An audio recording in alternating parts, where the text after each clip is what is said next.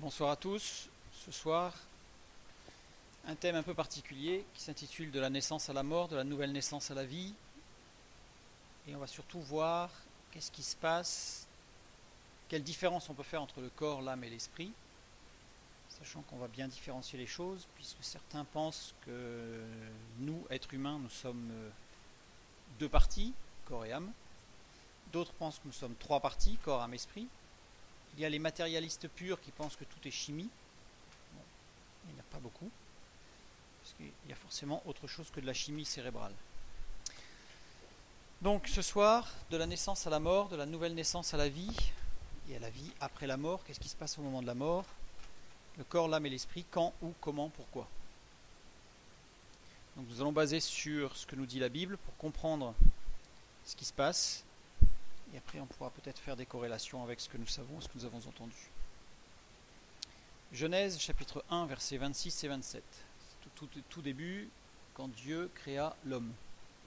La Bible nous dit, puis Dieu dit, donc après avoir tout créé, les choses dans l'ordre jusqu'aux animaux, et il finit par l'homme, puis Dieu dit, faisons l'homme à notre image selon notre ressemblance, et qu'il domine sur les poissons de la mer, sur les oiseaux du ciel, sur le bétail, sur toute la terre et sur tous les reptiles qui rampent sur la terre. Dieu créa l'homme à son image, il le créa à l'image de Dieu, il créa l'homme et la femme. Pour plus de détails sur la création de l'homme, nous avons déjà étudié, et je renverrai vers l'enregistrement pour ceux qui le souhaitent, pour bien comprendre ce qui s'est passé lors de la création de l'homme et de la femme. Donc, ce que nous avons déjà vu, mais nous allons regarder un petit peu plus en détail, c'est que le verbe dans l'Ancien Testament ayant été écrit en hébreu, dans l'original, le Nouveau Testament en grec, on va en parler tout à l'heure. Dans l'Ancien Testament en hébreu, le terme qui est utilisé pour Dieu créa, c'est Bacha. Bacha, alors pour ceux qui ne connaissent pas, l'hébreu se lit de droite à gauche, ici. Donc Bacha, c'est un terme qui n'est utilisé que 3 fois dans la création, puisqu'à chaque fois qu'il est utilisé, donc il y a Genèse chapitre 1 verset 1, le premier verset, au commencement Dieu créa les cieux et la terre. Ensuite au verset 21 quand il est parlé de la création animale. Et ensuite au verset 27, ce que nous avons lu ce soir, quand il est parlé de la création de l'homme. À chaque fois, ce verbe introduit un principe nouveau dans la création, quelque chose de nouveau. Dans Genèse chapitre 1 verset 1, c'est la matière, Dieu a créé la matière. Donc l'élément primordial qui va servir à construire tout ce qui existe, le monde matériel. Genèse chapitre 1 verset 21, il s'agit de l'âme. Donc déjà ça surprend parce qu'on peut se dire tiens les animaux ont une âme, on va le voir, on va voir pourquoi et comment. Et ensuite pour la création de l'homme c'est l'esprit. Donc la matière, le corps, l'âme et l'esprit, l'esprit. C'est-à-dire qu'on a vraiment 3 parties distinctes dans la création de l'homme qui nous différencie de l'animal. Donc la Bible nous dit bien que l'homme n'est pas un animal évolué, puisque l'homme a quelque chose de plus, l'esprit. En hébreu, dans l'Ancien Testament, le corps est associé à un mot qui s'appelle nefesh. Nefesh qui bien souvent est traduit par âme dans nos Bibles, en français ou même dans les autres langues, alors que nefesh, quand on prend les écrits rabbiniques, les rabbins ne s'y trompent pas, puisque nefesh, c'est le corps. D'ailleurs, en grec, le mot qui est associé à nefesh, c'est soma. Et là, on voit bien tout ce qui est somatique, tout ce qui traite du corps. Donc, et en particulier, l'Ancien Testament ayant été traduit, dans une traduction qu'on appelle les Septante, entre à peu près 200 avant Jésus-Christ, par 70 juifs hellénistes qui parlaient grec en 200 avant Jésus-Christ. Ils ont traduit l'Ancien Testament en grec, ce qui permet de voir les corrélations, et on voit que soma correspond à nefesh. L'âme, roua. Alors souvent, les gens qui connaissent disent roua, si on voulait vraiment prononcer, on dirait rouach. On va prononcer comme tout le monde, roua, pour pas faire de choses curieuses. Roua, qui très souvent dans les Bibles est traduit par esprit, alors qu'en réalité il s'agit de l'âme. Et en grec, psyché ou psyché. Psyché pour l'âme. Et en hébreu, il y a un autre mot, un troisième mot qui est utilisé pour l'esprit, qui est la neshama. Neshama, je n'ai jamais rencontré traduit par esprit, qui est souvent traduit par âme, pensée, cœur, différentes choses. En réalité, il s'agit de l'esprit. qui en grec correspond au pneuma. Pneuma qui a un lien avec le souffle. Alors, dans l'Ancien Testament, chaque partie de l'être humain est associée à un organe. Pour imager, pour pouvoir parler de cette partie qui est le corps, c'est facile, c'est matériel, ça se voit. Par contre, pour l'âme, ça devient beaucoup plus compliqué et pour l'esprit encore plus. Donc il y a une association qui est faite avec des organes du corps. La nefesh, c'est le foie, kabed en hébreu. La roua, le cœur, siège des sentiments, leb. Et la tête pour l'esprit, puisqu'en fait l'esprit c'est quelque chose qui est beaucoup plus entre guillemets spirituel, donc qui va correspondre à la tête, au cerveau, d'où le mot rosh. Prenons maintenant Genèse chapitre 2 verset 7, c'est-à-dire un petit peu plus loin, quand la Bible va expliciter un petit peu ce qui s'est passé à la création. Il est écrit: Dieu forma l'homme de la poussière de la terre, il souffla dans ses narines un souffle de vie, et l'homme devint un être vivant. Simple à lire. Un être vivant, nefeshaim. Nefeshaim, nefesh, un être de chair, haïm, vivant au pluriel.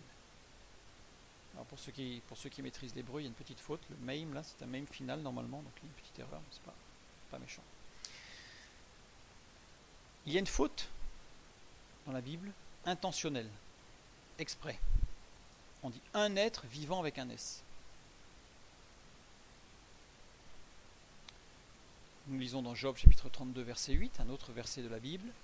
Je disais en moi-même, les jours parleront, le grand nombre des années enseignera la sagesse, mais en réalité c'est l'esprit, et là on voit la traduction roi, qui correspond à l'âme normalement, dans l'homme, la respiration, neshama, donc l'esprit, du Tout-Puissant qui donne l'intelligence. Ce n'est pas l'âge qui procure la sagesse, ce n'est pas la vieillesse qui rend capable de juger. Le texte nous dit que là, on a vraiment deux parties en plus du corps, qui sont la roi et la neshama. Et que ce qui fait que nous soyons capables de raison, de jugement, c'est la neshama. Nous sommes donc vivants à trois niveaux. Raison pour laquelle, dans la Bible, il y a un S à vivant, nous sommes un seul être. Nous ne sommes pas un être coupé en trois, pas de schizophrénie, simplement un seul être, unique, uni, mais en trois parties, vivantes les unes par rapport aux autres. Reprenons notre verset 7 du chapitre 2 de la Genèse. Dieu forma l'homme de la poussière de la terre, il souffla en ses narines un souffle de vie, et l'homme devint un être vivant. Dieu forma l'homme, le verbe former, vaïtser. Vaïtser, que l'on retrouve aussi quand Dieu a formé les animaux. L'Éternel Dieu forma de la terre tous les animaux des champs et tous les oiseaux du ciel. Genèse chapitre 2, verset 19. Sauf que là, le verbe forma, c'est vaïtser aussi. Mais regardez ici, il y a un seul yod, et là, il y a deux yods. C'est-à-dire qu'ici encore, il y a une faute intentionnelle. C'est-à-dire quelqu'un qui serait hébraïsant et qui serait au niveau du CP, qui va écrire vaïtser avec deux yods, aura un point en moins sur sa copie, puisqu'il y a une faute. Normalement, il n'y a qu'un seul yod. Pourquoi deux yods? Il y a une raison. La raison, la voici. C'est que ce mot vaïtser est formé d'une racine tser. Tser qui a donné yetzer et yotzer. Yetzer, c'est l'instinct. Les animaux ont un instinct. Nous avons un instinct. On va parler de l'instinct de survie, on va parler de réflexe, de protection, etc. Donc un instinct qui fait qu'il y a une réaction immédiate. Le deuxième, c'est du domaine de l'âme. L'instinct fait partie de l'âme. On ne peut pas voir une fleur réagir avec instinct. Une fleur, elle va réagir biologiquement, elle a un corps vivant, parce qu'elle a la sève qui circule, etc., mais elle n'a pas d'âme. Donc c'est bien l'évolution en fait entre la gradation, je dirais, entre le végétal, l'animal et l'homme. Le deuxième yod, donc ça c'est le premier yod, le deuxième yod, yotzer, yotzer signifie formateur, ce qui va former l'être, qui correspond à l'esprit. D'où les deux yods pour l'homme, qui a une âme et un esprit, et un seul yod pour les animaux, qui n'ont qu'une âme et pas d'esprit. Donc nous avons un corps, nous avons une âme, et nous avons un esprit. L'âme sert de jointure entre le corps et l'esprit pour l'homme. C'est-à-dire que c'est ce qui va relier l'esprit au corps. Un esprit dans un corps dans lequel il n'y aurait pas d'âme, il n'y a pas de lien possible. On a un exemple de personnes qui sont dans le coma. Si on prend quelqu'un dans le coma, son corps est en train de mourir, on le réanime. On le réanime, ça redémarre. En fait, pour donner l'image, une image, on va imaginer que le corps, c'est une pompe. Donc c'est le cœur, c'est la pompe qui pompe en permanence. L'âme, c'est comme un ballon de baudruche. Donc un ballon que l'on gonfle, rempli d'air, dans lequel il y a des petits trous. Ce ballon, il se dégonfle. Mais comme le corps pompe, tout l'air qui sort est remplacé par l'air qui rentre, au fur et à mesure. Donc, tant que le corps est vivant, l'âme reste gonflée. Tant que l'âme reste gonflée, tout va bien. Quelqu'un qui sombre dans le coma, son corps va s'éteindre. Ce corps va mourir. Quand le corps meurt, la pompe ne pompe plus. L'âme se dégonfle et petit à petit le ballon devient tout plat. C'est une image, bien sûr. Si on réanime le corps alors que l'âme n'est pas complètement dégonflée, tout redémarre. Si on réanime un corps alors que l'âme est complètement dégonflée, c'est-à-dire que l'âme n'est plus, à ce moment-là, la personne, on va, je dirais, de façon populaire, l'appeler un légume. C'est-à-dire qu'il n'y a plus d'âme, le corps va redémarrer, le corps va fonctionner, mais l'âme n'est plus. Parce que, vous l'avez bien compris, l'âme meurt. On va le voir un peu plus loin. Et que c'est l'esprit qui ne meurt pas. Donc, corps et âme peuvent mourir. Meurent, mais pas l'esprit. D'où cette nécessité d'avoir une âme entre un esprit et un corps, parce que si l'âme est morte et que l'on redynamise un corps, même si l'esprit est là, il ne se passe plus rien. Pas de communication possible entre l'esprit et le corps. Donc, en réalité, nous sommes face à deux réalités. Une réalité matérielle. Là, en général, il n'y a pas besoin d'expliquer longtemps aux personnes qu'on a en face de nous pour expliquer ce que c'est que la réalité matérielle. Là, tout le monde en la conçoit assez facilement. Il faut manger, dormir, se laver, il pleut, ça mouille, c'est chaud, c'est froid. Donc là, il n'y a pas de problème. Et il y a une réalité spirituelle de l'ordre de l'esprit.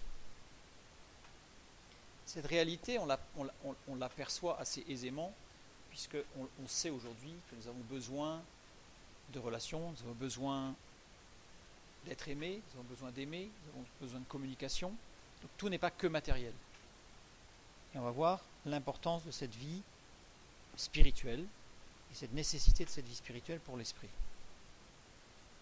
Dans Hébreux chapitre 4 verset 12, donc dans le Nouveau Testament, nous lisons: car la parole de Dieu est vivante et efficace, plus tranchante qu'une épée quelconque à deux tranchants, pénétrante jusqu'à partager âme et esprit. C'est-à-dire que nous, on va le voir, on ne sait pas où est la limite. C'est-à-dire qu'il y a une interpénétration. Je dis que l'âme, elle relie les deux. C'est comme s'il y avait une interpénétration entre les deux. C'est-à-dire que l'âme rentre dans le corps et rentre dans l'esprit. Où est la limite? On ne sait pas. Et on ne peut pas le savoir.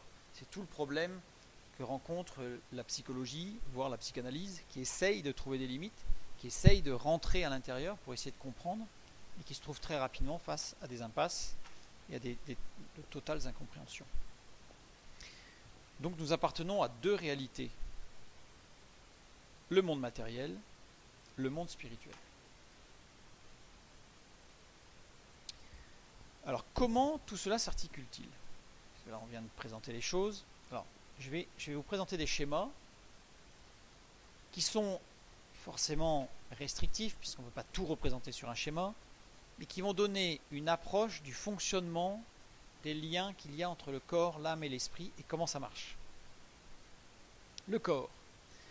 Le corps permet la communication avec le monde physique, matériel, au travers de 5 sens.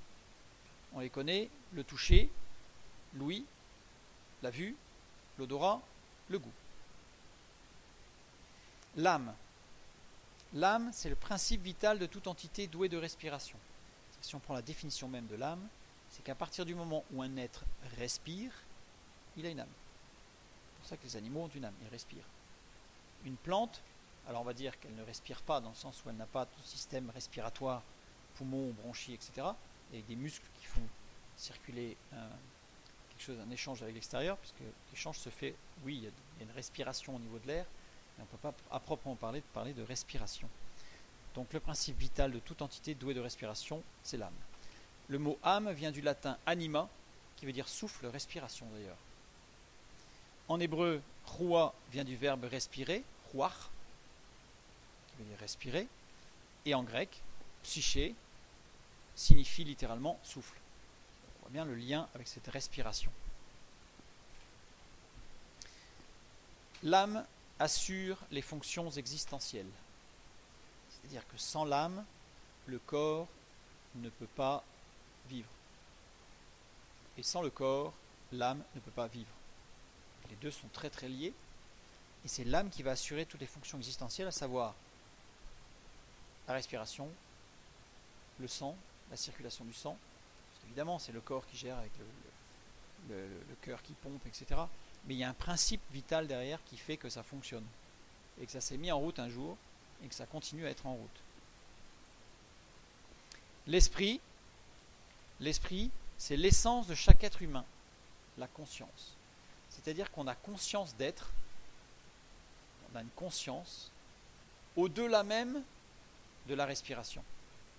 Je vais donner un exemple. On a de plus en plus de cas répertoriés au niveau médical de personnes qui sont cliniquement mortes, c'est-à-dire qui sont décédées, c'est-à-dire que le corps est en arrêt fonctionnel, donc au niveau de la respiration bien entendu, sachant qu'au bout de 15 secondes qu'il y a un arrêt de respiration, le cerveau se met en arrêt, et au bout de 2 minutes, il n'y a plus rien au niveau du cerveau. C'est-à-dire que si on fait un IRM, plus rien. Plus aucune activité neurologique. Donc des gens qui sont décédés sans activité neurologique pendant plus de 2 minutes, donc qui sont totalement morts médicalement, reconnus comme totalement morts, pour ceux qui sont revenus parce qu'ils ont été réanimés, ont quand même la mémoire de tout ce qui s'est passé pendant le moment où ils étaient morts. Ça veut dire qu'il y a une conscience qui n'est pas liée au corps. Ça, les médecins, j'ai quelques références de grands médecins, donc de cardiologues et de neurologues en particulier, qui ont commencé depuis quelques années à répertorier tous ces cas, parce qu'au départ c'était pris comme des choses un petit peu exotiques, et aujourd'hui ça commence à poser sérieusement la question. Ça veut dire que nous sommes autre chose que de la chair et qu'un sentiment. Il y a quelque chose qui va au-delà. L'esprit. Et justement, c'est cette conscience, le siège même de la vie. Puisque la conscience, le fait de savoir que nous sommes, c'est le siège même de la vie, au-delà même de l'existence. Alors, on ne va pas trop aborder ce soir le thème de tout ce qui est NDE, Near Death Experience, donc tous ceux qui sont cliniquement morts avec tout ce qu'ils ont pu répertorier comme expérience. On pourra peut-être en parler après notre étude, mais peut-être qu'on reviendra dessus une autre fois pour voir les points communs qu'il y a et ce qui se passe, sachant qu'il y a quand même une chose qui est très importante, c'est qu'ils ont répertorié des gens qui sont cliniquement morts pendant parfois jusqu'à 10 minutes, 15 minutes, des gens qui ont toujours été aveugles, donc qui n'ont jamais vu, et qui, quand ils reviennent dans leur corps, racontent ce qu'ils ont vu et racontent même des choses qui ne peuvent être connues que par des gens qui ont la vision. Parce qu'ils ont été capables de dire, de donner des couleurs, de donner des choses, alors que ce sont des personnes qui ont été toute leur vie aveugles. Donc il y a bien autre chose que physique. Aujourd'hui, on le sait, on en est convaincu. Maintenant, qu'est-ce que c'est cette entité? On va le voir un petit peu après. Le mot esprit, notre mot français esprit vient du latin spiritus, qui signifie souffle aussi. Un souffle. En hébreu, neshama vient du verbe souffler, nasham. Là, on a vraiment soufflé, on n'a pas la respiration, on a le souffle.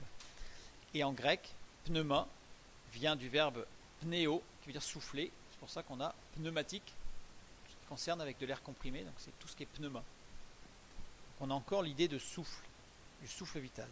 Rappelons-nous que la Bible nous dit que Dieu donna le souffle de vie avec un S. On a vraiment cette corrélation entre l'âme et l'esprit du souffle. Genèse chapitre 2 verset 7 justement, Dieu forma l'homme de la poussière de la terre, il souffla dans ses narines un souffle de vie et l'homme devint un être vivant. Un souffle de vie, un souffle, neshama. Donc Dieu lui a donné un esprit. Un être vivant, nefesh haim. quand on ne peut pas avoir pour l'être humain dans la Bible le mot nefesh qui ne soit pas associé à hayim, la vie. Sinon on a good, good qui veut dire en hébreu cadavre. C'est-à-dire on a vraiment un corps sans l'âme, donc un corps mort. Donc nefesh hayim, vivant. Sachant que hayim, on a vu, c'est au pluriel, donc un être vivant avec un S. C'est l'esprit, la neshama, qui est la vie intrinsèque. Le corps n'est qu'un réceptacle. Puisqu'on voit bien que Dieu a formé l'homme de la poussière, voilà, il a formé un corps, et il lui a mis à l'intérieur le souffle de vie, la neshama, l'esprit.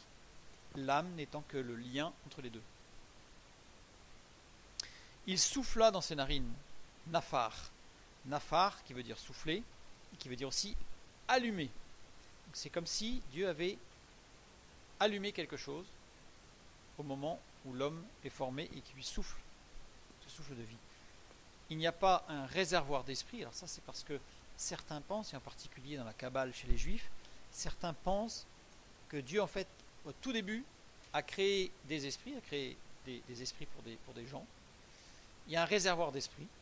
Et ce sera la fin du monde, le jour où, par les naissances, eh bien, Dieu aura vidé le réservoir d'esprit.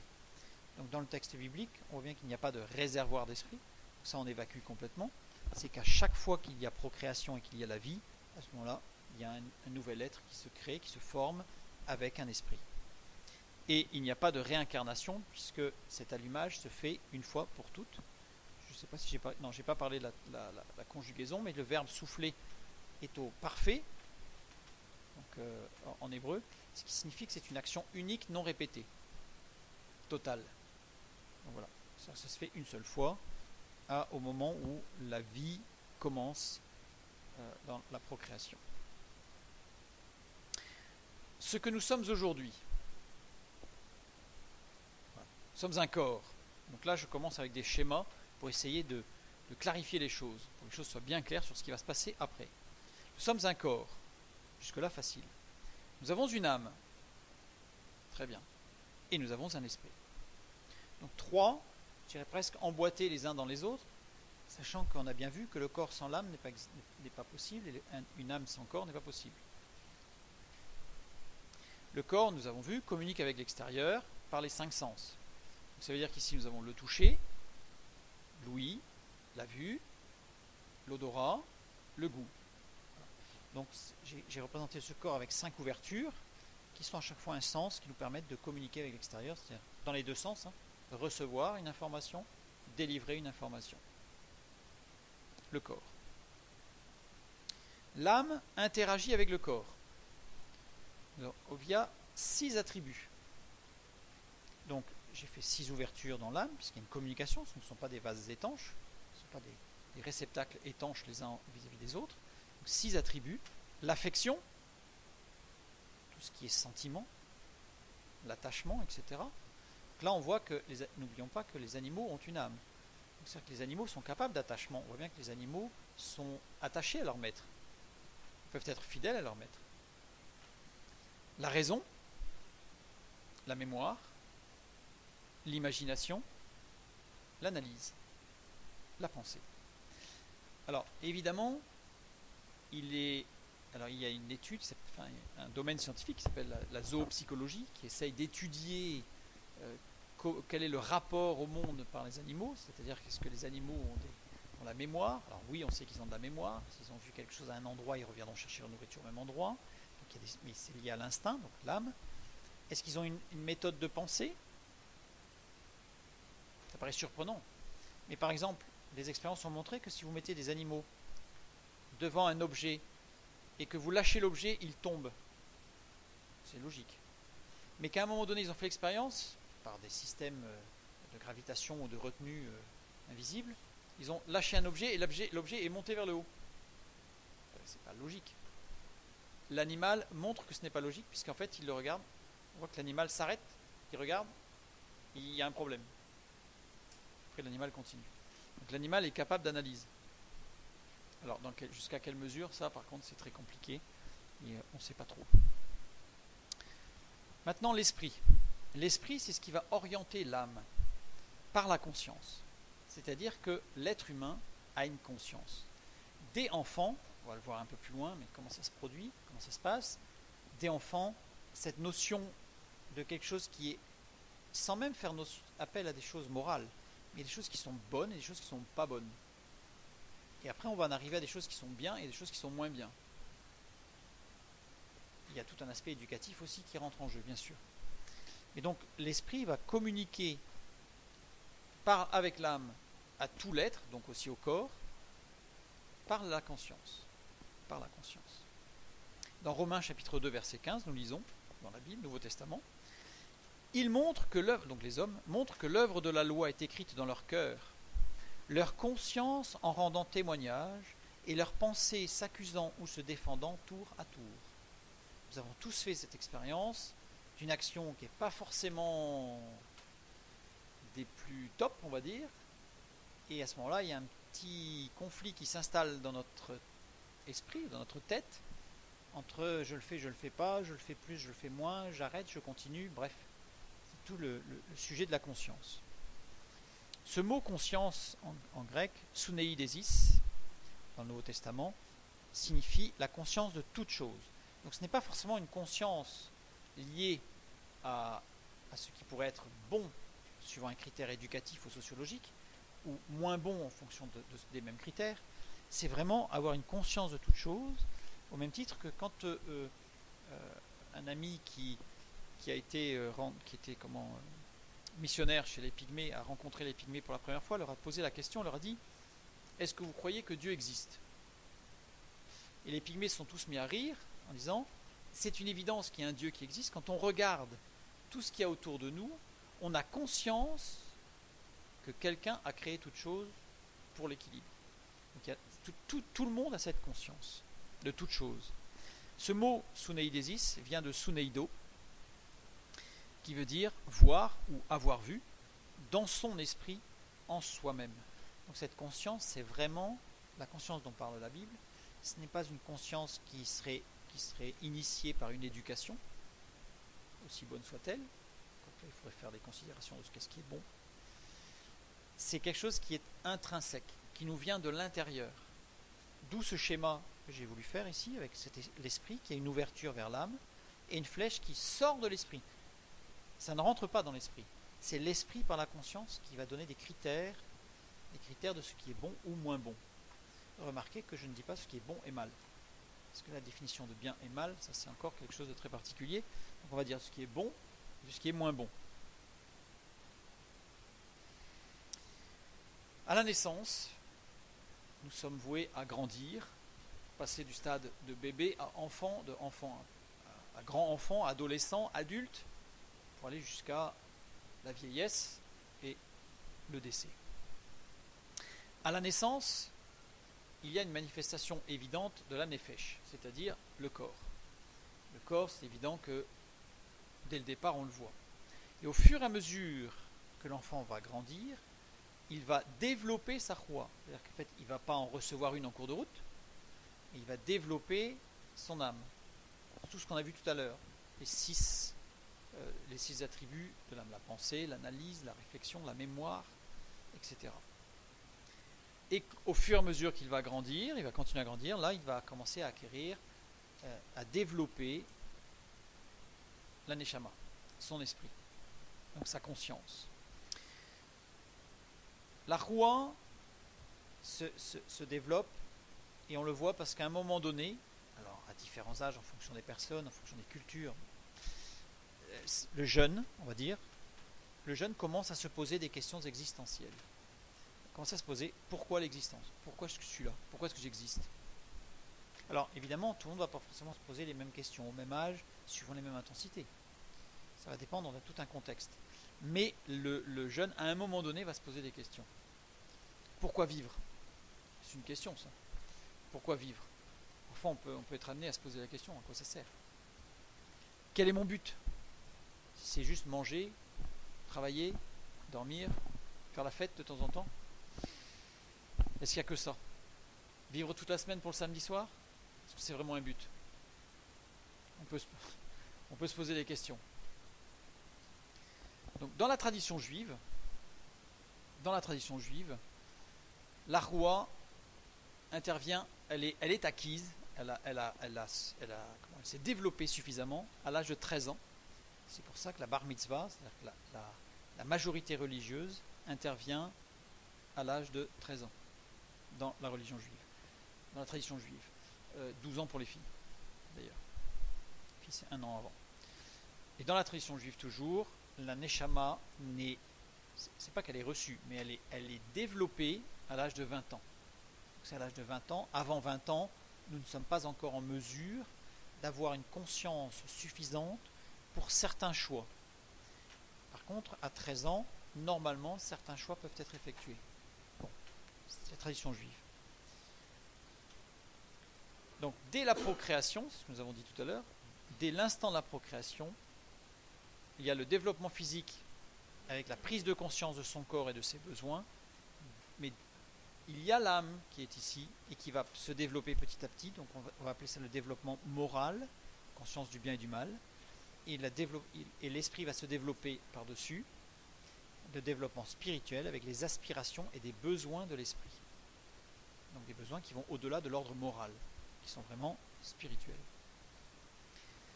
La nefesh, la ruach et la neshama existent dès la conception.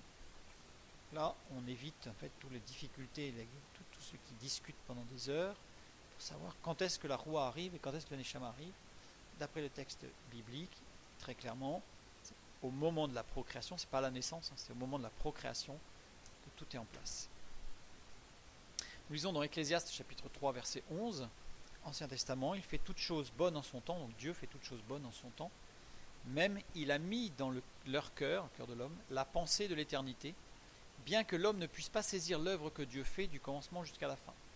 C'est pour montrer que tout est prévu suivant un ordre, et donc on grandit, et petit à petit on acquiert tout ce qu'il faut pour être adulte et faire ses propres choix. Donc la roua, le corps et l'âme ont des besoins et des envies. Alors ça c'est assez facile, hein, la faim, la soif, d'autres envies, d'autres besoins. Mais la neshama a aussi des besoins et des envies. Et remarquez que je lis les deux, c'est-à-dire que le corps et l'âme ont des besoins et des envies, et l'âme et l'esprit ont des besoins et des envies. C'est-à-dire qu'il y a une interpénétration des deux, donc il y a une interconnexion, donc il est pour nous impossible de dissocier. Donc ayant accès à deux réalités, nous avons deux penchants. À partir du moment où nous devons faire face à deux besoins et deux envies, il arrive que ces besoins et ces envies s'opposent, se tiraillent, non pas dans le même sens. Mais d'où viennent-ils? Alors, à la naissance, le bébé réagit à son instinct. C'est-à-dire que la neshama, son esprit n'est pas du tout développé. Lui, il va réagir par instinct. Il va pleurer. C'est-à-dire que dès qu'il va y avoir quelque chose qui ne va pas, il va se mettre à pleurer. Seul moyen de communication, seul moyen d'expression. Et il va avoir un réflexe de succion. Pourquoi? Pour se nourrir. C'est son seul moyen de se nourrir. Parce qu'au départ, en fait, ce sont ses réflexes instinctifs de survie. Ces réflexes sont purement physiques. Purement physiques. Et petit à petit, il va prendre conscience de son corps. Je donne un exemple. Un tout petit qui se pince. Il pleure. Il se fait mal. Mais comme il se fait mal et qu'il pleure, il se crispe. Et comme il se crispe, il se pince plus fort. Donc il se fait encore plus mal. Pourquoi? Parce qu'il n'a pas encore conscience de son corps. Petit à petit, il va en prendre conscience, évidemment. Assez rapidement. Parce que quand on se fait mal, c'est des choses qu'on apprend vite. Mais il va prendre conscience que c'est son bras et que c'est sa main qui lui fait mal sur son propre bras. Donc à un moment donné, quand il va se pincer, il va apprendre à relâcher pour arrêter de se faire mal. Alors qu'au départ, au contraire, il va se crisper et il va se faire encore plus mal. C'est pour ça qu'un enfant, par exemple, qui se met le doigt dans l'œil, il peut se faire très très mal. Parce qu'en fait, ça lui fait mal, mais il n'a pas conscience que c'est lui qui est en train de se faire mal. Pour les tout petits. Voilà. Et que c'est lui qui demande son bras et sa main. C'est lui qui commande. Il va l'apprendre petit à petit, il va prendre conscience de son corps. En grandissant, il va y avoir les apprentissages entre le chaud, le froid, le toucher. Faire attention, ça brûle, c'est trop froid, ça pique. Le goût, il va commencer à avoir des goûts différents, à manger. etc. Donc il apprend à connaître son corps et il va apprendre à connaître ses limites. Ce qu'il aime, ce qu'il n'aime pas. Mais tout ça, c'est encore dans un développement physique. Devenu adulte, on a pris l'habitude de développer, de gérer nos propres envies, nos désirs physiques. Ce qu'on aime, ce qu'on n'aime pas. C'est purement physique. Nos besoins, manger, dormir, faire du sport, j'en sais rien. Mais nous avons d'autres désirs, d'autres besoins. Et le problème, c'est que rares sont ceux qui vont apprendre à prendre conscience des besoins qui ne sont pas que physiques. Puisque c'est dans notre système, dans notre éducation, notre système matérialiste de la société, où on va toujours orienter vers une satisfaction des besoins physiques. Et les autres, ils sont spirituels. Le psaume 119, verset 176, nous lisons « Je suis errant comme une brebis perdue ». C'est David qui dit ça, le roi David. « Je suis errant, ta'ar ». Ta'ar qui veut dire se tromper, s'écarter, être troublé, être intoxiqué. En fait, si je traduisais littéralement, ça serait « Je me suis trompé, je me suis écarté, je suis troublé, je suis intoxiqué comme une brebis perdue ». Perdu, abad. Abad qui veut dire manquer et qui est conjugué au participe actif. C'est-à-dire sens de continuité d'action. C'est comme en anglais be plus ing. Je suis en train de. C'est-à-dire que littéralement, David dit je me suis trompé, je suis troublé, je suis intoxiqué, comme une brebis qui est en train de manquer. De manquer quoi? De manquer le but. Je suis en train de m'épuiser, littéralement. C'est-à-dire David se rend compte, en tant que roi, il avait tout ce qu'il voulait. D'un point de vue physique, il avait tout ce qu'il voulait. Mais il lui manquait quelque chose. Il lui manquait des choses qui ne sont pas que physiques.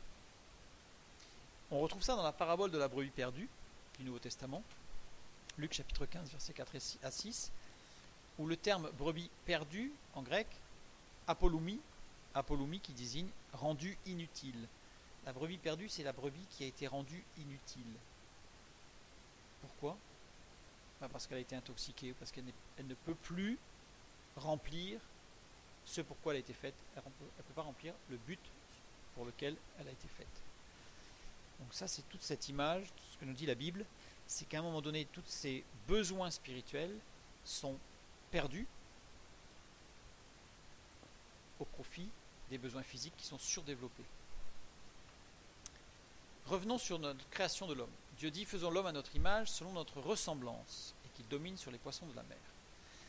Faisons l'homme à notre image, Tselem, désigne l'intelligence qui vient de Dieu. C'est un terme hébraïque qui désigne une intelligence qui vient de Dieu. Donc toute intelligence, quelque chose qui est capable d'intégrer, de concevoir, d'analyser. Selon notre ressemblance, désigne la faculté de juger librement de toute chose. C'est-à-dire que Dieu nous a créés pour que nous soyons capables d'intelligence et de jugement. Nous soyons capables de juger. Être capable de juger, ça veut dire quoi? C'est être capable de discerner ce qui est bon de ce qui est moins bon, voire de ce qui est très bon. Ces deux mots expriment l'essence même de l'homme, sa caractéristique propre qui en fait un être à part dans le règne animal. Nous ne sommes pas des animaux évolués, nous sommes à part. Nous avons cette faculté de juger de toute chose. Quand on regarde parfois certains, on se demande s'ils ont gardé cette faculté de juger de toute chose, mais nous sommes créés pour avoir cette faculté de jugement et de clairvoyance intelligente. Nous avons une capacité d'analyse, une capacité d'imagination, une capacité de réflexion. Et en plus, comme le dit la Bible, nous avons la pensée de l'éternité, c'est-à-dire cette aspiration, ce besoin de quelque chose d'autre que physique. Quand on prend en ethnologie toute l'histoire des peuples, donc de l'humanité, on voit que sur tous les continents, à toutes les époques, il y a eu un besoin d'autre chose que physique, exprimé de diverses manières, certes. Quoique si on regardait, on verrait que les expressions sont convergentes. Mais il y a eu ce besoin d'autre chose. Satan, dans la Bible, qui est l'ennemi de Dieu, veut influencer cette partie de notre être, l'esprit, l'âme, pour ensuite jouer avec nos émotions et nous éloigner du plan de Dieu. C'est toute la notion de la brebis perdue. C'est pas celui qui s'est vraiment perdu, c'est celui qui a été intoxiqué et et qui manque le but, qui a été rendu incapable. Le salut. On va en parler tout à l'heure. Proverbe chapitre 2 verset 6. Car l'Éternel donne la sagesse, de sa bouche sortent la connaissance et l'intelligence. Le mot connaissance, da'at, désigne une connaissance instinctive, un instinct de survie et de vie. Donc là on voit vraiment l'âme. Tout l'aspect de l'âme. Instinct de survie. Et l'intelligence, taboun qui veut dire faculté de compréhension, raisonnement, bon sens, invention, etc. Donc là on a l'esprit. C'est de Dieu que vient cette sagesse, c'est-à-dire que c'est Dieu par la bouche, c'est-à-dire l'organe du souffle, qui va nous donner, qui va vivifier l'âme et l'esprit. C'est cette parole de vie qui nous permet de devenir un être vivant avec un S à vivant. Alors, ce que nous étions à la création, nous avons vu tout à l'heure le schéma de ce que nous étions aujourd'hui. Ce que nous étions à la création avant la chute, avant le péché originel. Il y avait le corps, avec la communication avec les 5 sens, l'âme. Et remarquez que là, il n'y a pas de délimitation. Donc l'âme qui a ses 6 attributs, donc l'affection, la raison, la mémoire, l'imagination, l'analyse, la pensée. Là, on n'est pas dans une coque avec des trous qui donnent des échanges. Tout est uni, il y a un dégradé. C'est-à-dire qu'en fait, on ne peut pas dire où elle commence l'âme, où elle s'arrête. C'est ce qui était à l'origine. Et l'esprit. L'esprit qui, là aussi, oriente l'âme. Et cette fois-ci, à l'origine, ce n'était pas la conscience qui orientait l'âme. C'était les 7 esprits de Dieu. C'est-à-dire la sagesse et la compréhension. Alors ça, les passages, pour ceux qui s'intéressent, c'est dans Ésaïe chapitre 11, verset 2. Le conseil et la puissance, la connaissance, la révérence, provenant de la crainte de Dieu, la justice, parce que être juste, qu'est-ce qu'être juste? La vérité, la fidélité. À l'origine, ce sont ces 7 esprits, ce que la Bible appelle les 7 esprits de Dieu, c'est-à-dire les 7 axes, je dirais, de développement de l'esprit de Dieu, qui devait nourrir notre esprit, afin que l'homme puisse se développer complètement entre esprit, âme et corps. Et ça partait de l'esprit vers le corps. Et le corps, lui, qui permettait des échanges extérieurs. Donc il y a d'autres passages à lire dans l'Apocalypse, qui vont dans ce sens. Et l'esprit oriente, dirige, pilote le reste de l'être. Genèse chapitre 2, versets 8 à 10. Puis l'Éternel Dieu planta un jardin en Éden, du côté de l'Orient, et il y mit l'homme qu'il avait formé.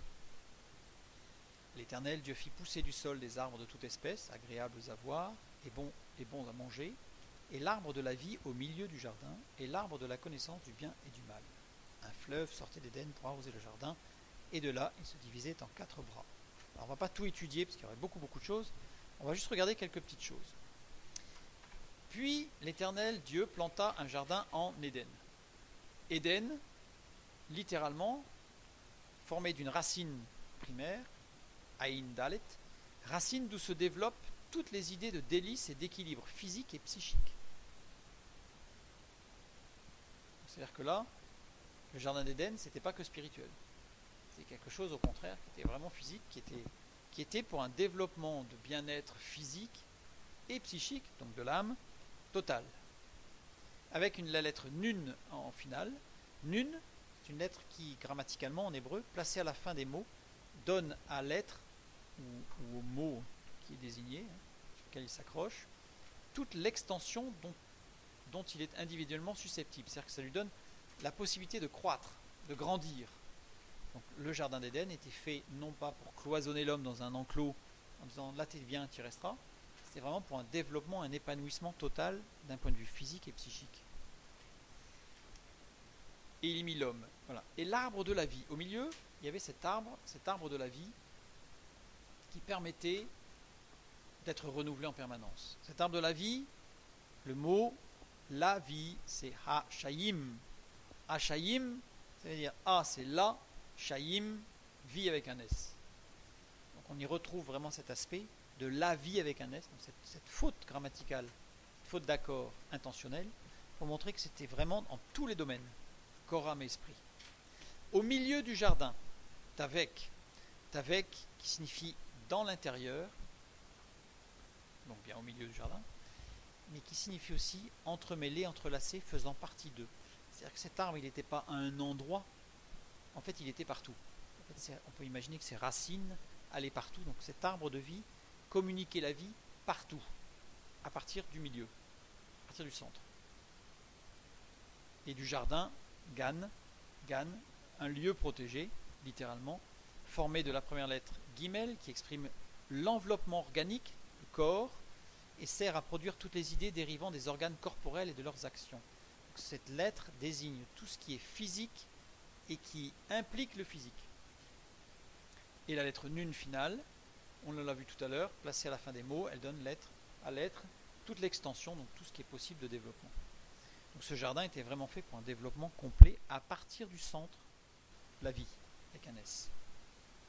Proverbe chapitre 3, verset 18, nous lisons. Elle, la sagesse. La sagesse est un arbre de vie pour ceux qui la saisissent, et ceux qui la possèdent sont heureux. Dans le texte littéral, en hébreu, il n'y a pas un arbre de vie. La sagesse est l'arbre de vie. Il n'y en a qu'un. C'est pas un, elle est l'arbre de vie. Donc la traduction fait appel à un, comme s'il y en avait plusieurs, alors que dans le texte littéral, il n'y a pas de un. Vie, on en retrouve encore Hachaïm. Donc c'est vraiment l'arbre de vie avec un S. Et dans 1 Corinthiens 1, 22, 24, dans le Nouveau Testament, nous lisons « Les Juifs demandent des miracles, et les Grecs cherchent la sagesse. Nous prêchons Christ crucifié, puissance de Dieu et sagesse de Dieu. » C'est-à-dire qu'en fait, la Bible nous dit que les uns demandent des miracles, d'autres demandent la sagesse. Ce que la Bible enseigne, c'est Christ crucifié qui est la puissance de Dieu et la sagesse de Dieu. Christ crucifié, c'est la sagesse de Dieu. L'arbre de vie, avec un S, c'est Jésus-Christ. C'est-à-dire que dès le Jardin d'Éden, cette notion de se nourrir, de recevoir la vie de Dieu en Jésus-Christ est là. Donc nous avons ici notre être de départ, l'être humain tel que créé, c'est-à-dire sans limite et restriction de communication entre l'âme et le corps, avec l'esprit, etc. Donc on a les 7 esprits, 7 axes de l'esprit de Dieu qui se développent dans tout l'être, ici. Et celui qui nourrit l'intérieur, puisque on voit bien que ça part du cœur pour aller vers l'extérieur, donc il faut bien qu'il y ait quelque chose qui alimente le cœur. D'après le texte biblique, ce qui alimente l'intérieur, c'est Jésus-Christ, l'arbre de vie avec un S qui va permettre d'irriguer les 3 niveaux de vie, corps, âme, esprit, ou plutôt esprit, âme et corps, dans l'autre sens. On continue. Que s'est-il passé à la chute, au péché? Genèse chapitre 3, versets 5 et 6. La femme vit que l'arbre était bon à manger et agréable à la vue, et qu'il était précieux pour ouvrir l'intelligence. Elle prit de son fruit et en mangea. Elle en donna aussi à son mari, qui était auprès d'elle, et il en mangea. Les yeux de l'un et de l'autre s'ouvrirent, ils connurent qu'ils étaient nus, et ayant cousu des feuilles de figuier, ils s'en firent des ceintures. On ne va pas là non plus étudier tout, parce qu'il y a beaucoup de choses à dire. On va juste prendre quelques termes. La femme vit que l'arbre était bon à manger et agréable à la vue, et qu'il était précieux. Hamad. Hamad, qui veut dire convoité, désiré. Il était désireux. En fait, on avait envie de le convoiter, on en avait envie. Le radical est au nifal. Nifal, ça veut dire quoi? C'est-à-dire que le verbe est au passif. C'est-à-dire qu'en fait, le problème venait de la femme et pas du fruit. La conjugaison du verbe montre bien que ce n'est pas le fruit qui était particulièrement agréable et particulièrement beau qui fait que c'est à cause du fruit que la femme... Non, c'est parce que la femme a suscité en elle ce désir qui est devenu presque violent, physique, de manger de ce fruit. La racine de Hamad, les 2 premières lettres, Chet et Meim, c'est une racine qui désigne ce qui excite, autant d'un point de vue physique que d'un point de vue psychique. Et la dernière lettre, Dalet, symbole de la porte, de la limite entre l'intérieur et l'extérieur. C'est ce qui excite, ce qui va vers l'extérieur ou qui va rentrer à l'intérieur, c'est-à-dire les 5 sens. En fait, il était précieux, ce fruit, en fait, la femme s'est laissée, entre guillemets, exciter, voire à auto-alimenter son excitation, parce que c'est ce qu'on lit dans la Bible. Il est dit que, dans l'épître de Jacques, il est dit que la convoitise, en fait, c'est par sa propre convoitise que chacun est tenté. Parce qu'on commence à en avoir envie. Comme il est dit dans le texte, la femme vit que l'arbre était bon à manger. D'ailleurs, le terme voir, qui n'est pas ra dans le terme hébreu, mais qui est un terme qui veut dire elle examina attentivement, c'est-à-dire qu'elle est restée fixée dessus, parce qu'elle avait presque envie d'en avoir envie en fait. Voilà, comme nous, certaines choses, on sait que c'est pas terrible, et puis pourtant on va quand même insister, puis il arrive à un moment donné, c'est parti. On a commencé à attiser le feu et c'est parti. Qui était précieux donc pour ouvrir l'intelligence. Sakal, racine d'où se développe la première lettre, shin, kaf, racine d'où se développent toutes les idées de retour en soi-même et de l'ensevelissement. Ouvrir l'intelligence, quand on le lit comme ça, dans la traduction, on se dit c'était super, ça permet de devenir intelligent, c'est quand même génial. C'est quand même génial. Le terme employé montre bien qu'il s'agit de quelque chose qui ferme, un repli sur soi. On n'est plus dans la communication avec l'extérieur, on est replié sur soi. Avec la dernière lettre, lamed qui symbolise l'action propre de l'homme et la possession, l'envie de posséder à moi, c'est à moi. Et comme les enfants, comme les petits, qui bien souvent prennent leurs jouets, c'est à moi. Et cet instinct de possession. Et donc là, en fait, ce fruit, ce que Ève a convoité et a excité en elle, c'est ce désir de posséder. Reprenons notre représentation donc de l'être humain à la création. C'est au moment de la chute qu'apparaît la limite entre le conscient et l'inconscient. C'est-à-dire qu'avant la chute, tout était conscient. L'inconscient n'existait pas. C'est-à-dire que l'être humain avait conscience de tout. On sait aujourd'hui, alors, qu'une très grande partie de notre vie est inconsciente. Alors, certains avancent des chiffres, 5%, 10%, 5% ce n'est que conscient, 95% d'inconscient, d'autres c'est 8%, 10%, peu importe. Ce qu'on sait, c'est que la partie inconsciente est énorme. Quand on dit partie inconsciente, ça veut dire qu'on ne réfléchit pas à ce qui se passe quand on digère, quand on respire, les battements du cœur, les réflexes, etc. Il se passe des tas de choses qui sont justement dans l'inconscient. On a parfois des réactions surprenantes. Pourquoi ? Parce qu'un jour, on a peut-être été marqué par une situation et on revit quelque chose qui y ressemble, alors on va réagir sans comprendre pourquoi on réagit comme ça. Bref, tout ça c'est inconscient. Au départ, il n'y avait pas d'inconscient, tout était conscient. Mais à partir du moment où il y a eu la chute, il y a eu cette ouverture de l'intelligence, ce repli sur soi, qui fait qu'il y a eu cette séparation avec le conscient et l'inconscient. Et là, on a commencé donc à avoir, comme on a vu tout à l'heure, les six axes de communication entre l'âme et le corps qui se sont resserrés. Ça, c'était plus dans une osmose complète. On arrive à des choses où une partie se fait inconsciemment ou se fait pas, voire se fait mal, inconsciemment. Donc tout était conscient au départ.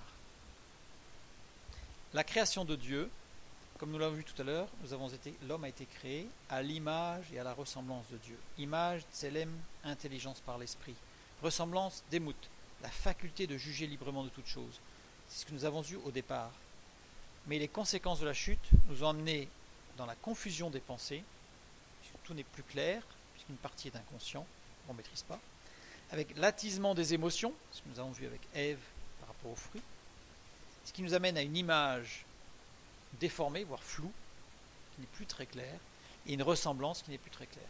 Ça veut dire que notre capacité, notre intelligence, notre sagesse sont floues, et notre faculté de juger librement de toute chose, c'est profond, quand on dit juger librement de toute chose. C'est-à-dire que sans influence de l'inconscient, sans influence de l'éducation, sans l'influence de ceux qui nous entourent, etc., etc. C'est quelque chose de très très complexe qui nous est aujourd'hui impossible. Alors, est-ce que l'on peut considérer que... Non, on ne peut pas considérer qu'en fait, s'il n'y avait pas eu Ève, il n'y aurait pas eu de chute. Puisque c'est le propre de l'humanité, puisque Ève n'est pas différente de Adam. Et la question, la réponse qui est rapidement faite souvent et même par les rabbins et par les juifs, elle disait que Dieu, quand il a créé la femme pour Adam, il a dit à l'homme que l'homme quittera son père et sa mère et s'attachera à sa femme. Donc Adam n'avait pas de père et de mère, mais il devait s'attacher à sa femme, ce qui signifie être proche de sa femme. Or, sa femme, à un moment donné, s'est retrouvée dans une situation où elle était avec le serpent sans Adam. Adam, qu'est-ce qu'il faisait? J'en sais rien, il était ailleurs. Et bibliquement, on le voit très bien, il n'aurait pas dû être ailleurs. C'est-à-dire que Adam est aussi fautif que Ève. C'est-à-dire que ce n'est pas la femme en particulier qui a fauté, c'est l'homme et la femme, c'est l'être humain. Ce serait à étudier plus profondément. On ne va pas le faire là maintenant, ça amènerait trop loin. On continue. Donc, Genèse chapitre 3, verset 22. L'Éternel Dieu dit, voici l'homme est devenu comme l'un de nous, c'est-à-dire juste après la chute, pour la connaissance du bien et du mal. Empêchons-le maintenant d'avancer sa main, de prendre de l'arbre de vie, d'en manger et de vivre éternellement. Là, on a l'impression qu'en fait, il y a comme une sorte de punition qui est un peu méchante. En fait, Dieu, il a le pouvoir de dire à l'homme, bah écoute, puisque tu m'as désobéi, je vais te punir et maintenant tu vas mourir. C'est quelque part, c'est curieux. Ça ne va pas dans le sens du texte biblique global. Donc, l'Éternel Dieu dit, voici l'homme est devenu comme l'un de nous. Je ne vais pas rentrer dans le détail, mais c'est très intéressant de savoir que l'homme, c'est Adam. Parce que quand Adam est justement rempli de l'esprit des 7 esprits de Dieu qui agissent en lui, la Bible le nomme Ish. Yod, Shin, Aleph. C'est-à-dire les 3 attributs de la Trinité divine. Mais dès que l'homme n'est plus avec Dieu, il s'appelle Adam. Là, en l'occurrence, c'est Adam. Donc ça veut dire que c'est l'homme naturel. Est devenu comme l'un de nous. Est devenu, traduction de Haya. Haya, qui veut dire être. Il est devenu. Ouais. Il est maintenant, il est. Mais qui ne veut pas dire faire être. Pourquoi? Parce qu'il y a un jeu de mots. Là aussi, ce serait un peu long à étudier, mais il y a un jeu de mots entre le nom de Dieu, le tétragramme, Yod, E, Vav, E, que l'on retrouve souvent par YHVH, en translittération occidentale, et qui lui veut dire être et faire être. C'est-à-dire que l'homme, quelque part, il a voulu être comme Dieu, mais il en est incapable. Il en est incapable. Il est devenu comme l'un de nous. Echad. Echad qui veut dire le premier. En fait, il est devenu le premier. Il est le premier. Comme, c'est un mot qui n'existe pas dans le texte original. En fait, il n'est pas devenu comme Dieu, c'est qu'il est l'homme naturel et le premier. Et de nous, c'est Mimenu. Mimenu qui peut se lire nous. Il n'y a pas le comme. C'est-à-dire qu'il est le premier, on peut dire nous. Mais ce qu'il faut savoir, c'est que dans le texte biblique, à l'origine, toutes les lettres se succédaient sans espace entre les mots. C'est-à-dire que les rabbins, sacrificateurs, qui lisaient le texte biblique, connaissaient la Bible entière par cœur. Et ils la cantilaient, donc ils la chantaient et ils la lisaient. Et eux savaient où était la césure des mots. Et ça veut dire qu'on peut imaginer qu'à certains mots, on puisse faire des césures, donc des coupures de mots, à d'autres endroits. Et là, si je prends le mot mimenu, qui se traduit par nous, si on met les 4 lettres, meim, meim, nut, vav, les unes à côté des autres, mais on peut l'écrire autrement.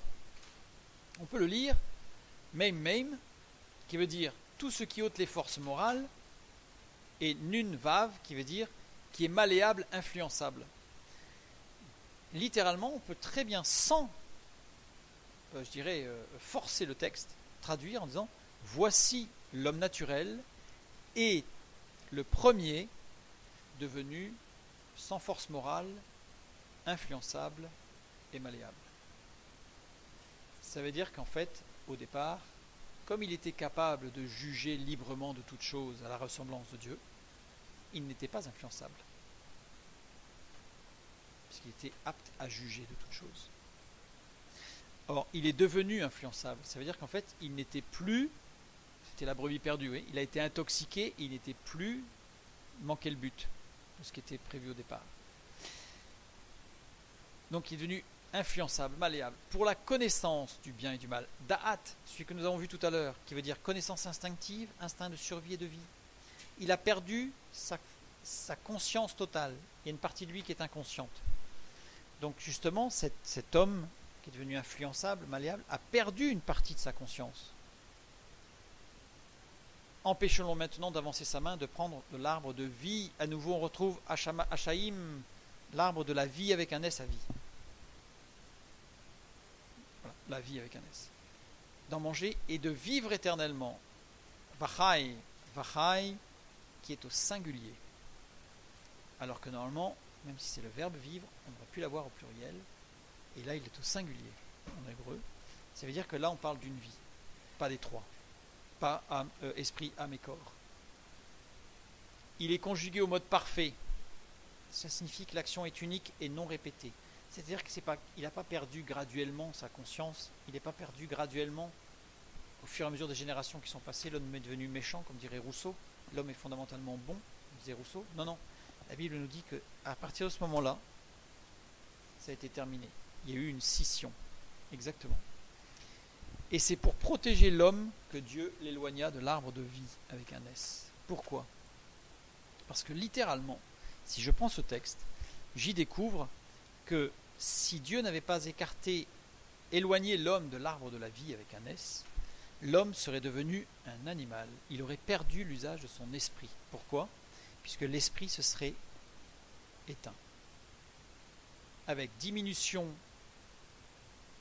des rapports communicatifs entre l'âme et le corps, et l'homme aurait surtout perdu toute possibilité de retour à son état originel d'homme capable de juger de toute chose et d'avoir sa conscience. Pourquoi ? Parce que la coupure, comme il était influençable, en fait, les besoins du corps auraient complètement submergé son être et il aurait tout perdu. À cause de la vie, au lieu d'avoir la vie qui part de l'esprit vers le corps, en passant par l'âme, nous aurions eu une vie physique qui serait remontée par les sens du corps et qui aurait irrigué l'esprit et qui l'aurait étouffé. C'est le sens de ce verset, Genèse chapitre 3, verset 22. Donc, en réalité, ce n'est pas un jugement, je dirais, mesquin et méchant que Dieu a mis en place, c'est plutôt quelque chose de salutaire pour permettre à l'homme de revenir en arrière. On retrouve un peu cette notion quand nous avons le texte de Joseph et de Marie. Marie, mère de Jésus. Marie est enceinte, Joseph est fiancé à Marie, il n'a pas connu sa fiancée, il l'a respectée, mais elle est enceinte. On pourrait dire aujourd'hui, c'est quand même difficile à croire pour un homme que sa fiancée n'a pas vu d'autre homme que lui et qu'elle est enceinte. C'est même un peu spécial.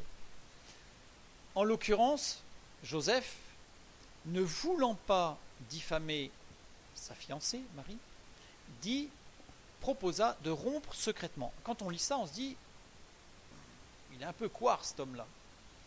Il est un peu peureux quand même. Pas du tout. À l'époque, ce qu'il faut savoir, c'est que s'il rompt secrètement avec elle, ça veut dire que publiquement, il reconnaît que c'est lui qui est fautif et qui s'engage à payer pour tout le restant de la vie de Marie et de son enfant tout ce qui est nécessaire pour qu'elle puisse vivre. Donc il paierait, il travaillerait pour ça.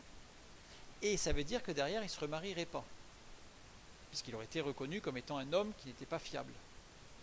Donc par amour, il a fait quelque chose qui nous, d'après la lecture, nous semble presque injuste et méchant vis-à-vis de Marie, alors qu'en réalité, c'était au contraire quelque chose de salutaire, parce que sinon, Marie, s'il avait rompu publiquement en disant « Eh oh, j'y crois pas à ton histoire », ça ne le fait pas, à ce moment-là, Marie était lapidée. Donc pour éviter non seulement un outrage, mais la mort de Marie, eh bien Joseph a accepté une situation de rompre secrètement. On a un peu le même schéma ici, où Dieu a retiré l'homme de l'arbre de la vie avec un S, pour éviter que l'homme ne se perde totalement. Et Dieu a prévu justement une issue et une solution. Parce que retirer l'arbre de la vie pour que l'homme puisse s'en sortir, ça veut dire qu'il fallait lui donner une porte de sortie. Jean chapitre 3 verset 16, nous lisons « Car Dieu a tant aimé le monde qu'il a donné son Fils unique afin que quiconque croit en lui ne périsse point mais qu'il ait la vie éternelle. En fait, dès le départ, Dieu a prévu Jésus. C'est-à-dire la conversion, se convertir. Se convertir, c'est un mot qui est utilisé une seule fois dans la Bible, qui est utilisé dans 1 Thessaloniciens chapitre 1 verset 9, et c'est le mot grec qui est utilisé, épistréphos, je n'ai pas mis la prononciation, mais c'est épistréphos, qui veut dire se retourner ou faire demi-tour, un retournement sur soi-même. La conversion, c'est ça, c'est faire un demi-tour, c'est-à-dire changer de direction, et par la foi. C'est-à-dire la foi, c'est-à-dire que c'est accepter de croire ce que Dieu a dit, ce que la Bible dit. Habakkuk chapitre 2 verset 4, la Bible nous dit le juste vivra par sa foi. C'est-à-dire que c'est la foi qui donne la vie, puisque c'est par la foi que l'on accepte Jésus-Christ, qui nous permet de retrouver, comme on va le voir juste après, cette communion d'esprit. Jean 14 verset 6, je suis le chemin, c'est Jésus qui parle, je suis le chemin, la vérité et la vie. Nul ne vient au Père que par moi. La question qu'on peut se poser, c'est pourquoi un seul chemin? Pourquoi est-ce qu'il n'y aurait pas d'autre chemin que Jésus pour retrouver la vie? Il faut imaginer la méditation, le travail sur soi, enfin, toutes sortes de choses. Pourquoi le seul chemin? Car Jésus-Christ est l'arbre de vie avec un S. On a vu ça dès le départ dans la parole de Dieu, dans la Bible. Il est l'arbre de vie. Il est venu pour manifester les 7 esprits de Dieu. Comment le sait-on? Énormément de textes. Si on les citait tous, on serait là encore demain. Mais je vais donner juste un exemple. Le nom de Jésus, c'est Yeshua. Yeshua, formé de 4 lettres, Yod, Shin, Vav, Aïn. Or, dans la Bible, il y a la Ménorah, qui est le chandelier à 7 branches, qui représente justement les 7 flammes de Dieu. Et quand je superpose le nom de Jésus, Yeshua, avec la Ménorah, ce candélabre, ce chandelier à 7 branches qui représente les 7 esprits de Dieu, j'ai les 7 flammes qui justement permettent de faire la corrélation avec le livre de l'Apocalypse, où il est dit qu'il est bien montré que c'est Jésus qui forme les 7 esprits de Dieu. Donc, si nous reprenons notre être aujourd'hui, c'est-à-dire après la chute, sans Dieu, c'est ce que nous avions vu tout à l'heure, cette représentation, nous lisons dans Apocalypse 3.20, Jésus qui dit « Voici, je me tiens à la porte et je frappe. Si quelqu'un entend ma voix et ouvre la porte, j'entrerai chez lui, je souperai avec lui et lui avec moi. » C'est vraiment l'image même de quelqu'un qui accepte un invité, qui rentre chez lui, qui l'invite à manger à sa table, donc il fait partie des siens.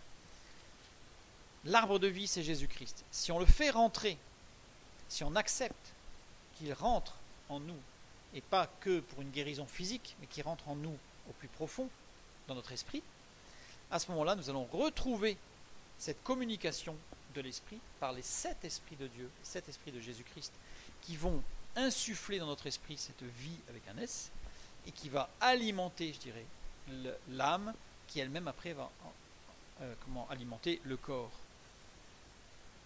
Et petit à petit, au fur et à mesure de notre vie avec Dieu, ce qu'on va appeler ce que la Bible appelle la sanctification et l'édification, c'est-à-dire cette marche de tous les jours où on apprend à connaître Dieu, à l'aimer toujours davantage, à l'écouter, etc., etc. C'est vraiment une relation qui se construit. À ce moment-là, notre esprit va s'ouvrir complètement pour que ce soit le Saint-Esprit. Donc les 7 esprits, les 7 axes de développement de l'esprit qui vont petit à petit alimenter et donc qui va alimenter de plus en plus l'âme.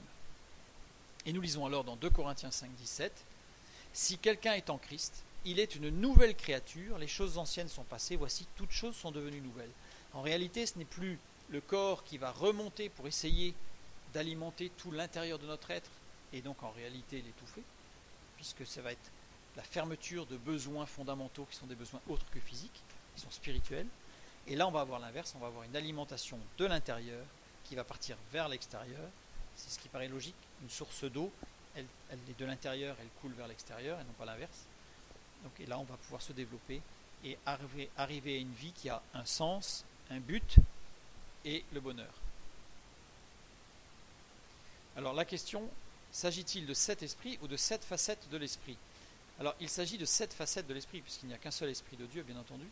Ce sont les 7 axes de l'esprit de Dieu. qu'on a vu tout à l'heure, hein, fidélité, vérité, etc., l'amour. Remarquez bien que j'ai noté amour, alors que dans la relation psychique de l'âme avec le corps, on est dans l'affection. On n'est pas dans la même, c'est pas du tout, on n'est pas dans le même registre. Hein, on n'est pas dans le même registre. Alors que se passe-t-il à la mort? Maintenant, on a vu les différents axes de vie, c'est-à-dire qu'on peut vivre sans Christ, on peut vivre, hein, on peut exister sur terre sans Jésus-Christ. Qu'est-ce qui se passe quand on accepte Jésus-Christ? Le corps, il ne change pas grand-chose, on a toujours nos 5 sens et tout va bien, sauf que c'est de l'intérieur que l'on va grandir. Que se passe-t-il à la mort? Alors, pour celui qui vit sans Jésus-Christ, nous avons un corps avec âme, esprit, la conscience, etc. Ok. Nous avons vu que le corps meurt, c'est-à-dire qu'à un moment donné, soit brutalement, soit petit à petit, les sens vont s'éteindre et le corps va se retrouver, il n'y a plus de sortie, le corps va se retrouver enfermé, puisque le corps ne va pas mourir d'un seul coup. Il y a les organes vitaux qui vont continuer à vivre encore quelques heures, parfois quelques jours. Bref, on va finir par une extinction totale du corps. Donc à ce moment-là, une fois que le corps s'est complètement éteint, il reste l'âme et l'esprit. Mais l'âme, comme elle n'a plus cette pompe dont on a parlé au départ, l'âme, elle va s'éteindre. Alors, si on a quelqu'un qui est dans un corps qui est déjà très fatigué, l'âme va s'éteindre très vite. Si on est dans quelqu'un qui était dans très très bonne santé, au niveau du corps physique, à ce moment-là, l'âme va mettre plus de temps à s'éteindre. Alors, certains arrivent à estimer qu'au maximum, c'est 3 jours. Au maximum, c'est 3 jours pour que l'âme s'éteigne. Bon, là, il y a différentes choses, ce sera un petit peu long à expliquer pourquoi. Et voilà, au maximum 3 jours, au minimum une fraction de seconde, à partir du moment où le corps n'en peut plus, voilà, l'âme peut être libérée immédiatement. L'âme meurt. Quand l'âme meurt, il ne reste plus que l'esprit. Alors regardez bien ce qui se passe. Je reviens en arrière. Quand l'âme meurt, l'esprit à un moment donné se referme sur lui-même et la conscience, regardez, elle se trouve enfermée à l'intérieur de l'esprit. Donc cet esprit, il est comme une sorte de bulle, voilà, et l'esprit est, alors j'ai mis entre guillemets, libéré. Libéré de quoi? Libéré du corps. Libéré du corps et de l'âme. L'esprit devient libre. Libre de quoi? L'esprit se retrouve en réalité enfermé dans sa propre bulle. C'est-à-dire que l'esprit, dans une solitude totale. Plus aucun moyen d'action, d'interconnexion, de communication et de communion. Rien. Sans aucun moyen d'expression, sans aucune communication, sans aucune communion. Donc à la mort, l'esprit est complètement seul. Avec, par contre, ses remords, ses souffrances et son anxiété dans l'attente du jugement. Pourquoi? Parce qu'en réalité, notre personnalité, notre personne même, c'est notre esprit. Dans notre société aujourd'hui, on va dire que de quelqu'un, on va juger quelqu'un en fonction de son corps.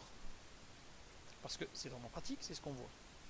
Mais en réalité, son corps n'est qu'un aspect,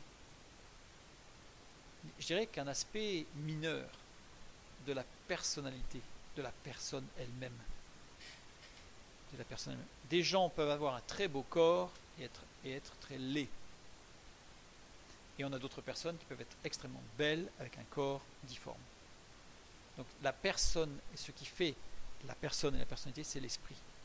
Or, quand le corps est mort et que l'âme est morte, il ne reste plus que l'esprit. Et là, il n'y a plus cet aspect physique qui pourrait nous tromper dans notre jugement. Parce que là, on a vraiment. Mais le problème, c'est que cet esprit, il est complètement enfermé. C'est ce que la Bible appelle l'enfer. L'enfer, c'est une situation de solitude totale, avec ses propres souffrances, qui ne font qu'alimenter, parce qu'il n'y a aucune expression possible. Vous imaginez si tout d'un coup on nous apprend une nouvelle terriblement difficile, par exemple que toute notre famille est décédée dans un accident ou quelque chose comme ça, on va avoir une souffrance, on va pleurer, on va crier, certains vont peut-être taper des poings sur les murs, ou se taper la tête sur les murs, ils vont en tout cas exprimer physiquement quelque chose, il faut que ça sorte. Imaginons maintenant que nous n'ayons pas de possibilité ni de bouger, ni de parler, ni de pleurer. Qu'est-ce qui va se passer?